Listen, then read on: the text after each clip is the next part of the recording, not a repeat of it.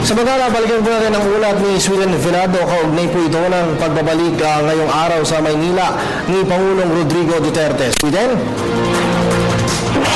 Yes, Kirby, maraming salamat sa iyo. Balik Manila na nga si Pangulong Rodrigo Duterte para sa kanyang unang linggo ng trabaho bilang ating bagong Chief Executive. Ayon sa ating mapagkakatiwalaang source, alas 9:40 ng gabi, kagabi nang lumipad mula Davao si Duterte, lula ng aircraft na RPC-280 habang bandang alas 11:20 naman na ito ng gabi nakalapag sa Maynila.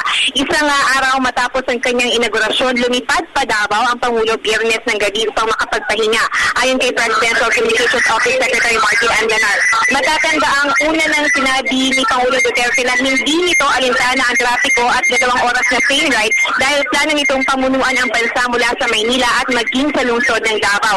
Plano rin itong maglaan ng 4 na araw sa Maynila at 3 araw sa Davao, subalit depende ito sa schedule at mga pagpupulong na kailangan yung tutukan at pagtuunan ng pansin. Inaasahan sa isang gusali na may 2 palapag sa Panakan o tinatawag ding Malacanang of the South, nakatakda mag-opisina si Duterte kapag nasa Davao.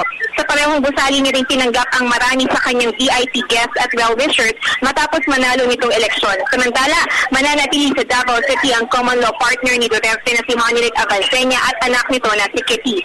Mula dito sa Davao City para sa Telebisyon ng Bayan, ako po si Sweden Velado. Maraming salamat sa iyo, Sweden.